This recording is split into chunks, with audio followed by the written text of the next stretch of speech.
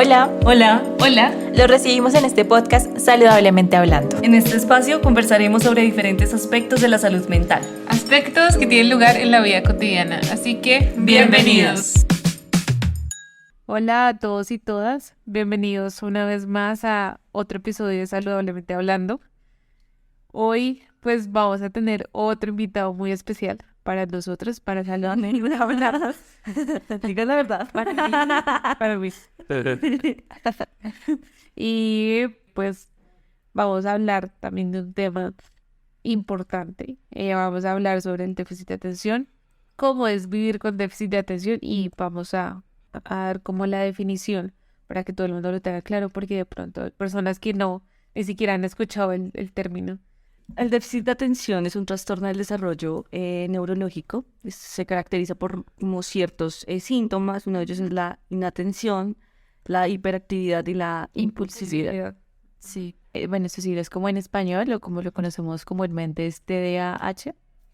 Y este trastorno anteriormente pues estaba como más catalogado solamente como al déficit de atención como solito, ¿no? Pero pues digamos que ya lo conocemos comúnmente como con hiperactividad.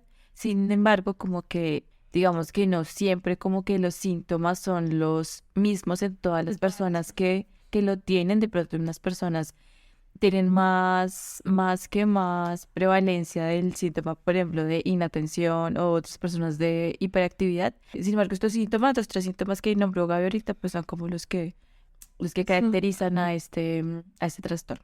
Entonces, como ya lo había dicho Nati empezando el capítulo, tenemos un invitado muy especial para Saludablemente Hablando, y es Rodrigo. Rodrigo es la pareja acá de nuestra compañera, mi esposo, es su esposo. Y precisamente quisimos hacer este podcast con Rodri porque Rodri hace ya unos años fue diagnosticado con TDAH. Entonces queremos como que en primera persona él nos cuente como todo lo relacionado a este trastorno. Sí, efectivamente, como dice Lau, pues queríamos saber cómo es vivir, cómo es la experiencia de alguien, cómo es tener el déficit de atención. Es amor mío. Dime mi vida. Oh. No, preséntate ahora. Sí, No me invitaron a presentar. Pensé que... ¿Qué haces? ¿A qué te dedicas? Cuéntanos de ti, dónde naciste, porque estás en Colombia. Mira, los Delgados. 28 años aproximadamente, creo. Casados desde diciembre. Nos conocemos desde el 2015. 14, seguro que no 15. Seguro que solo hace. No queremos presenciar este tipo de conflictos. Eso es cierto, pareja. Sí, el próximo episodio será Pasos del Divorcio. Cómo divorciarte y no morir en el Sí, yo fui diagnosticado de chiquito, y quiero decir, antes de los 7 seguramente. El proceso fue que un primo de mi padre estudiaba algo. Algo con medicina. Sí, él estudiaba a niños con déficit de atención. Y él no vivía cerca, sí, pero nos fue a visitar una vez.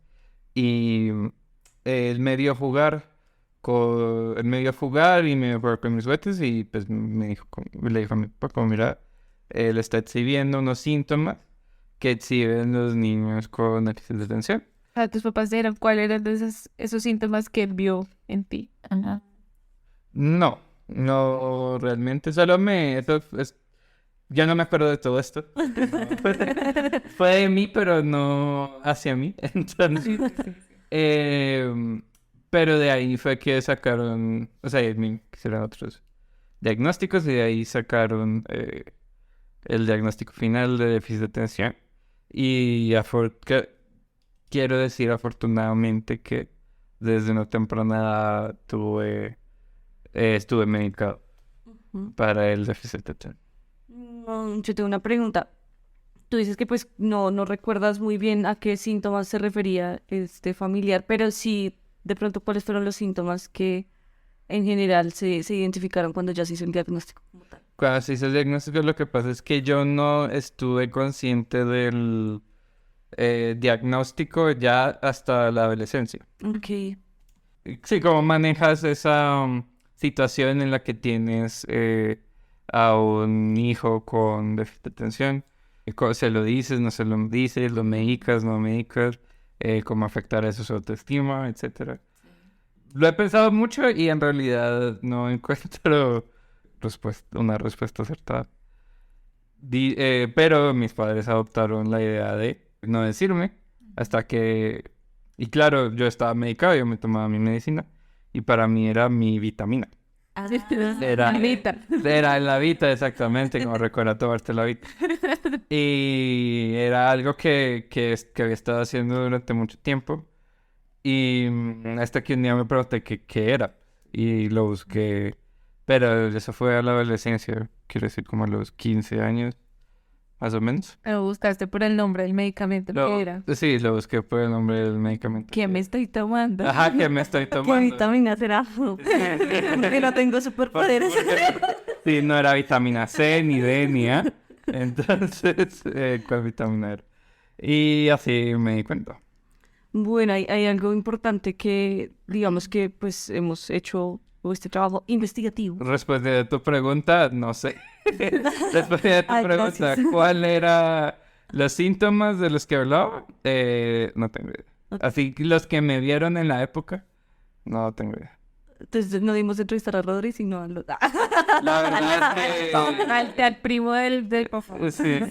Bueno, este capítulo queda hasta acá. Gracias por venir. Puedo preguntar si quieren. De hecho, no, de hecho, puedo preguntarle a mi papá. Pero ya. Sí, ya.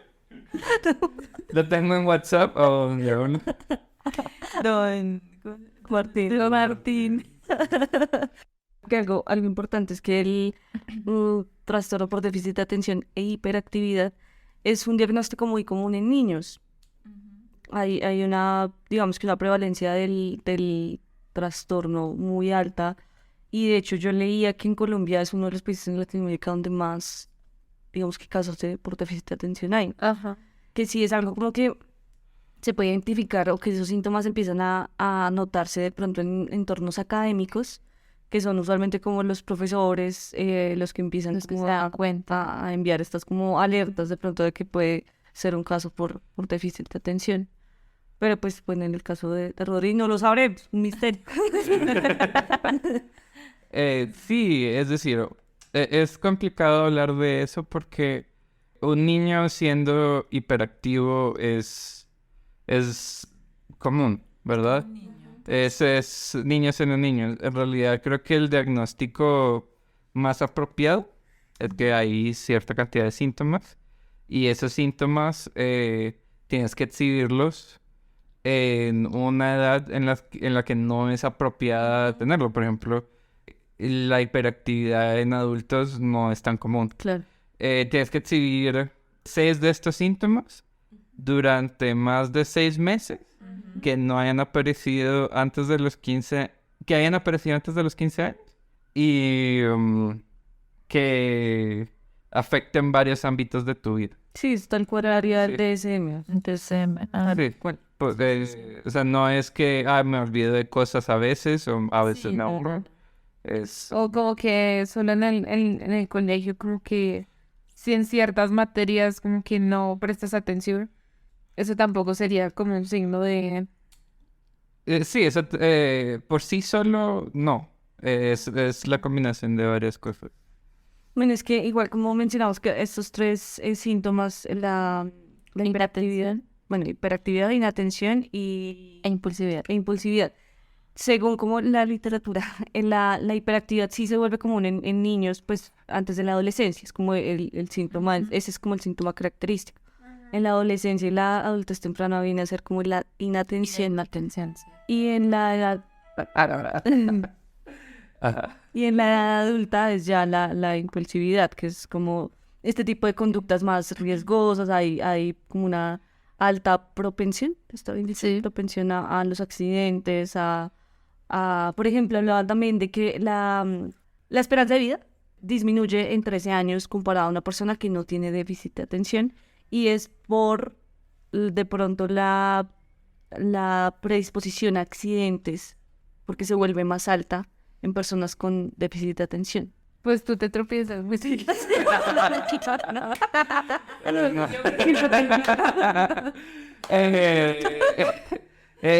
Nunca se lo había atribuido al déficit de atención. A mi mamá se cae muy seguido también. Creo que es genético, pero sí me distraigo. Y estoy pensando en otra cosa y sí me tropiezo muy seguido y siempre te ríes. Entonces creo que algo bueno sale de todo.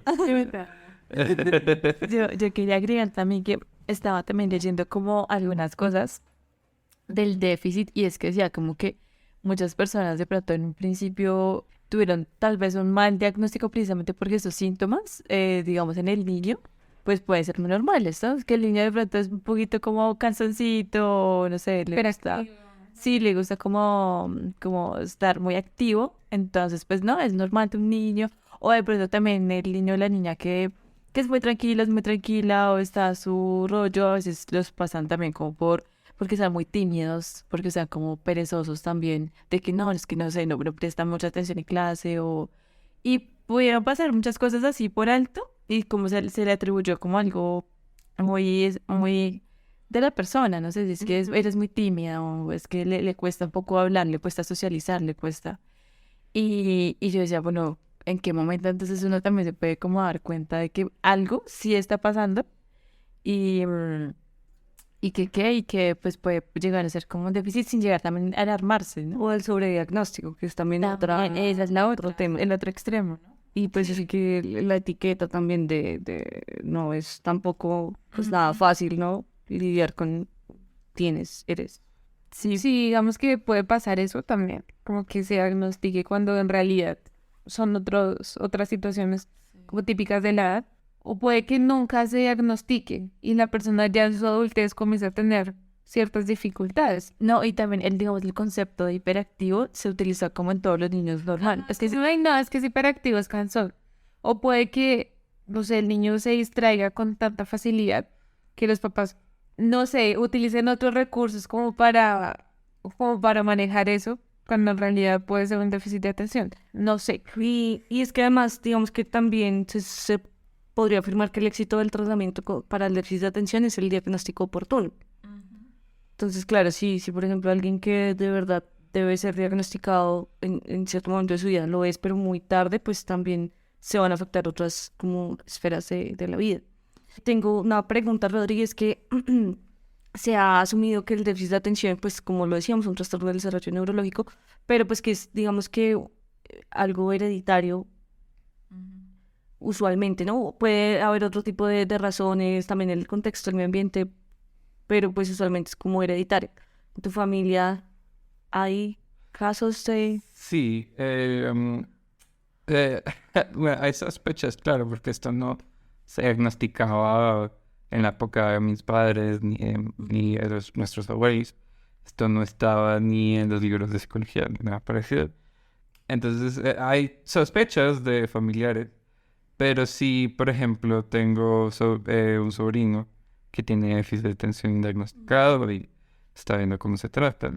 Y también una sobrina que ya no estoy muy seguro del estado actual de su diagnóstico, pero se puede sospechar por eso mismo, porque yo lo tengo y ellos están exhibiendo esos comportamientos también. Muy hereditarios. Creo Sí. que ya ahorita es como ya se le presta más atención a eso, ¿no? Claro, Que antes era más complejo. Y no sé si de pronto en países de Latinoamérica sea más difícil como tener acceso a esa información. No sé si en otros países antes esa información estaba más cerca, no lo sé. Pero tal vez yo siento que en Latinoamérica pues no se tenía acceso a eso. Y pues igual ahora también es bastante difícil, o sea, el tema acá de la salud mental, el acceso, pues sigue siendo bastante limitado, entonces, pues puede que hayan niños que no estén siendo diagnosticados cuando pues debería ser así para empezar el tratamiento oportuno. ¿Qué crees que de pronto ha sido lo más difícil de vivir con el déficit? ¿Qué ha sido lo más difícil? No sé, porque solo he vivido de esa forma. No, han habido cosas que he notado que me cuestan más, porque aún con medicación aún hay cosas que uno tiene que tratar. Sin medicación en realidad me sería muy difícil. Por ejemplo, en el colegio nos ponían a hacer plantillas y, y yo no las hacía. O sea, yo sé que las plantillas eso no era para todo el mundo. Pero espera, que son plantillas. Que en Nicaragua que eran plantillas. Ajá, yo pensaba que eso era palabra de que te ponen planos. Hasta Sí. muchas veces que qué aburrido. Nos ponían a hacer planas y yo sé que las planas son más o menos para todo el mundo, pero yo no las hacía. Pero sí veía que todos mis compañeros las hacían. Por ejemplo, teníamos un cuaderno donde teníamos que anotar como nuestras tareas y todo eso, y yo jamás lo llenaba. Es decir, es difícil atribuirle una cosa al déficit de atención. Porque tal vez, porque soy así, no por el déficit de atención, no sé si me... Sí, como tus características de Sí. personalidad. Sí, lo que sí le puedo atribuir es como... Porque el déficit de atención tiene un nombre, creo que está mal nombrado, porque no es una inhabilidad para poner atención, sino para enfocar enfocar tu atención, como redirigir la atención.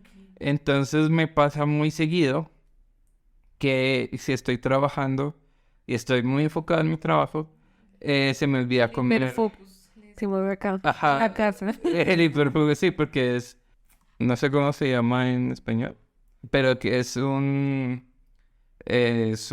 tema en el cual te enfocas mucho y una persona con déficit de atención puede trabajar por horas y horas y horas en ese tema, al punto en que te aguantas las ganas de ir al baño, se te olvida comer y te levantas ya como con náuseas, con dolor de cabeza.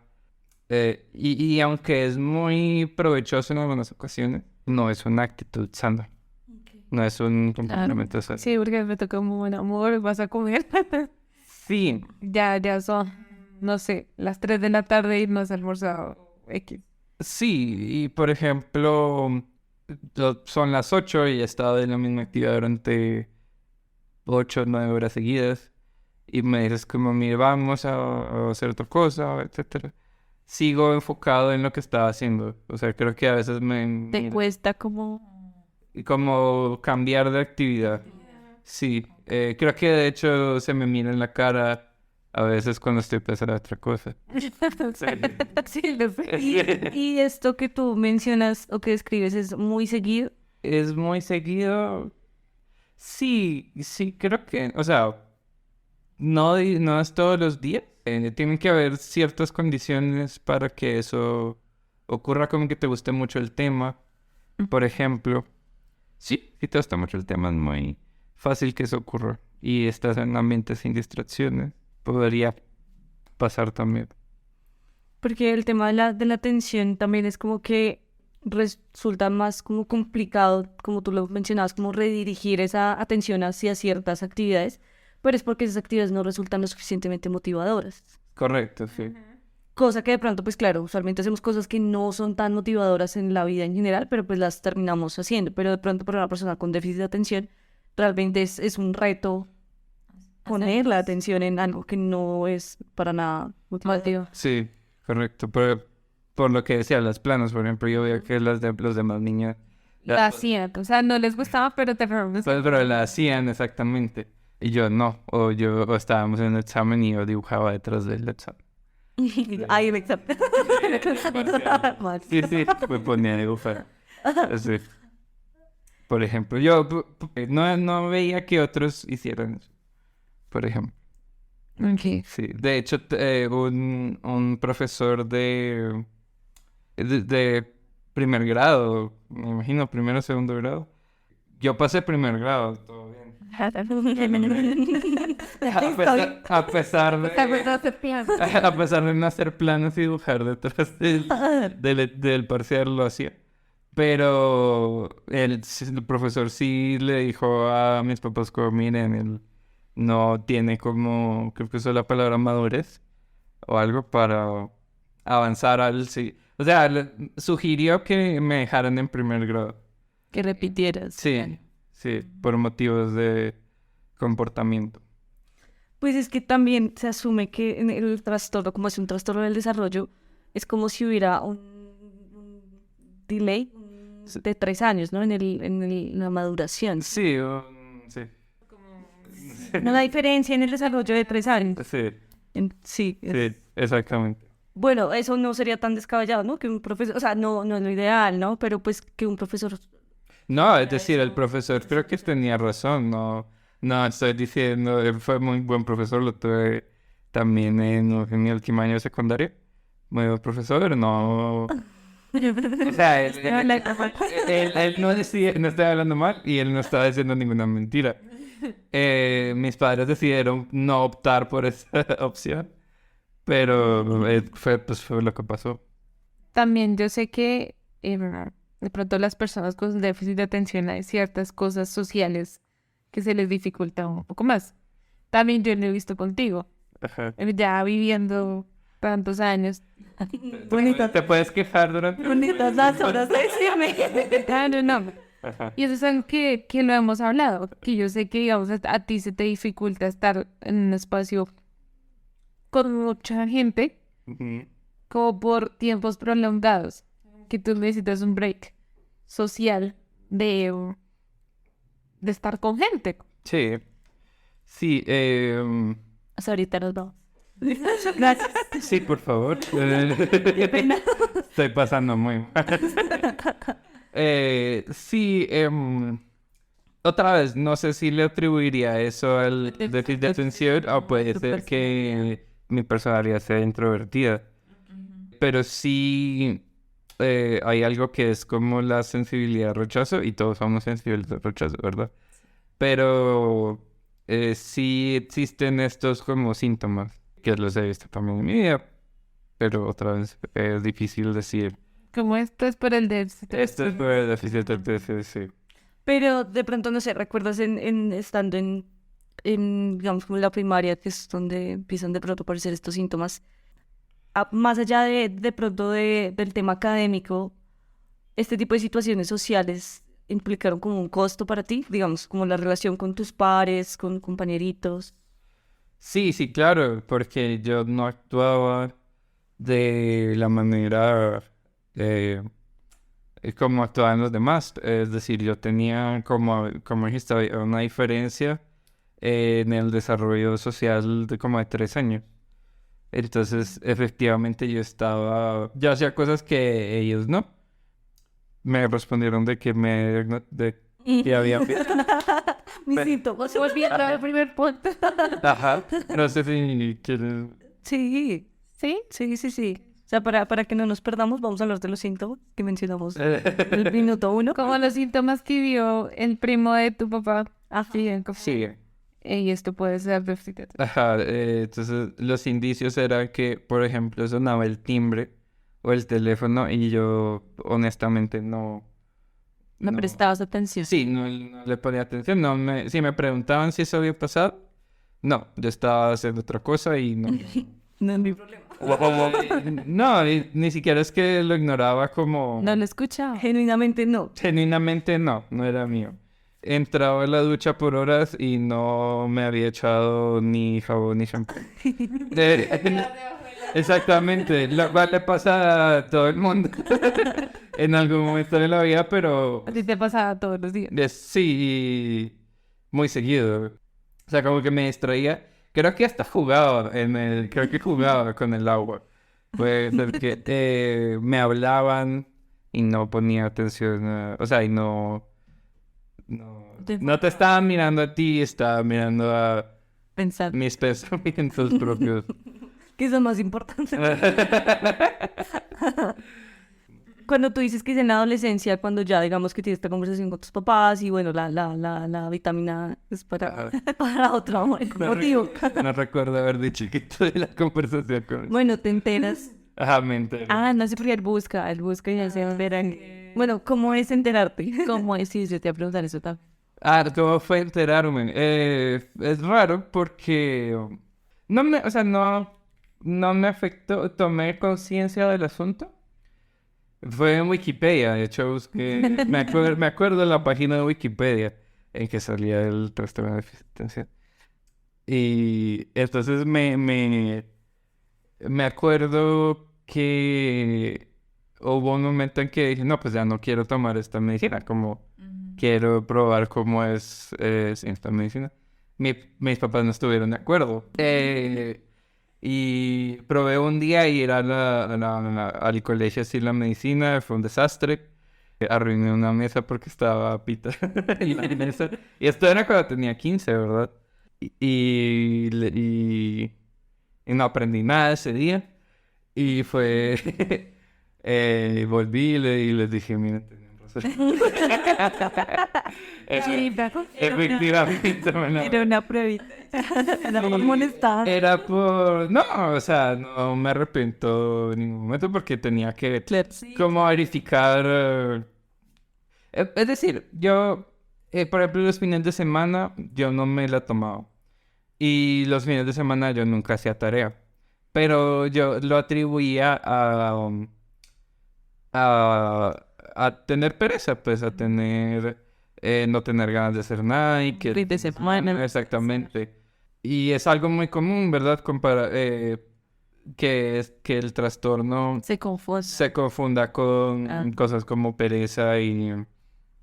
Cuando en realidad es algo que uno no tiene mucho control sobre. Yo te quería preguntar, Rodri, si, digamos, bueno, como que tengamos la parte de como la parte social, de pronto que no sabemos si de pronto es como por el déficit o más como por tu personalidad, pero a ti en algún momento de pronto no sé, como que se te complica de pronto contarle a las otras personas de tu déficit. No porque es algo con lo que yo había vivido ya mucho tiempo. Es decir, enterarme a mis ojos no cambió la persona que yo era. De hecho, yo fui muy abierto con mis compañeros del colegio al respecto. Y ya, no hubo... No es algo de lo que yo... No lo ando publicando. Digo, hola, soy un Sí, no es algo que lo estoy diciendo Sí, claro. a todo el mundo. Pero tampoco es algo de lo que mienta. Por eso estás hoy acá. Por ejemplo.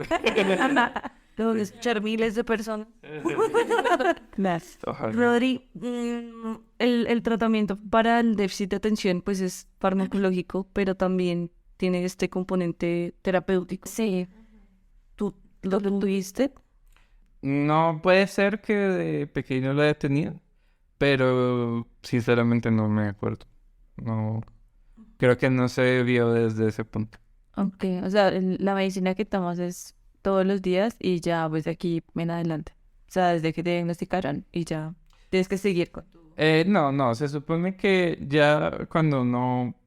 Es de caso a caso, ¿verdad? Pero se supone que... Cada persona es distinta. Sí, pero se supone que cuando uno llega a cierta edad, ya uno debería cambiar la medicina por un proceso, una terapia, un proceso que te ayude a manejar estos síntomas Sin sin necesidad de la medicina.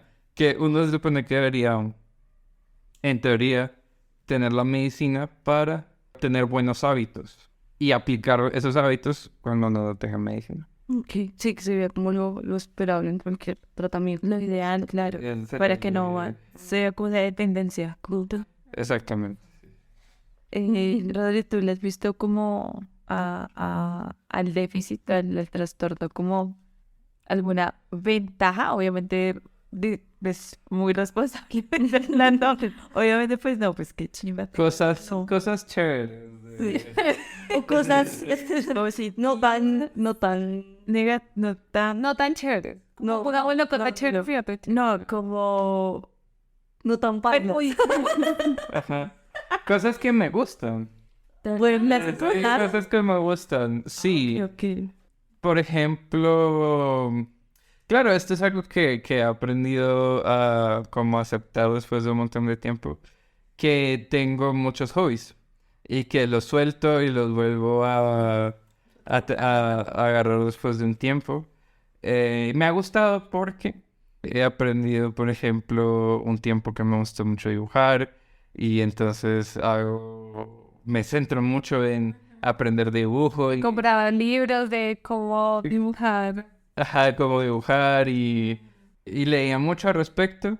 Y sí, me hablan como de teoría de color, de un poco de diseño. Entiendo eso por las épocas en las que me ha picado como eso, ese como bichito. Entonces me ha gustado el dibujo, me ha gustado la magia, me ha gustado la música, me ha gustado los juegos, me han gustado los juegos de mesa ¿Y fuegos de azar? también me encantan Los casinos. los casinos. De hecho, no voy a casinos porque me gustan mucho.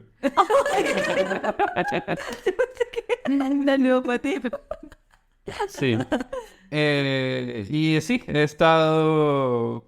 Me gusta siempre tener el interés en algo. Pero, pues, evidentemente tiene la desventaja de que me aburro del hobby después de un tiempo y lo dejo. Y lo dejo pero ya no lo siento como una derrota personal, simplemente ya... No me gusta. Ajá, no me gusta. Sí, En otro momento. en otro momento lo retomaré, por ejemplo. Y yo creo que, bueno, o sea, eso es muy común, ¿no? O sea, en general, a mí también pasa. Sí, lo siento. Yo siento como pasión por cosas por un momento y luego ya, por ejemplo, con el crochet, yo empecé a comprar lanas y agujas de todos los tamaños o sea, todo mi kit y separado es, bueno, todo lo del crochet. Y empiezo a publicar que quiero vender, que me compren, que no sé qué. Y me demoré, no, sí, me hicieron pedidos, me demoré como un mes y medio en hacerlo porque no, o sea, fue como, y literal fue como un día, que tuve como todo el entusiasmo. Me quedé un día como hasta las 2 de la mañana porque quería, además fue medio compulsivo porque quería terminarlo. Y me levanté a las 6 del día siguiente para trabajar, o sea, Ujú. y ya, y luego ya no quiero más, o sea, entonces tal vez, pues es como, puede ser algo que le pase A muchas personas. Sí. Por motivación.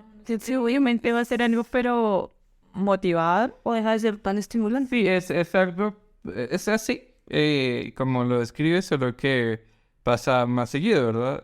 Bueno, sí. Por ejemplo, yo tenía, tal vez en crochet también tenías un examen, un parcial al día siguiente, pero recuerdo haber estado investigando una herramienta que era para hacer algo de mi universidad, que me interesó mucho, que no tenía que haber estado investigando.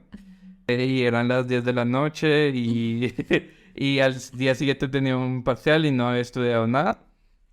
Pero, o sea, mi atención se estaba enfocando en eso. Sí, perjudicando mi vida y salud y el parcial. Pero fue chévere porque ese conocimiento pues lo retuve. Y hoy en día es una herramienta que uso seguido.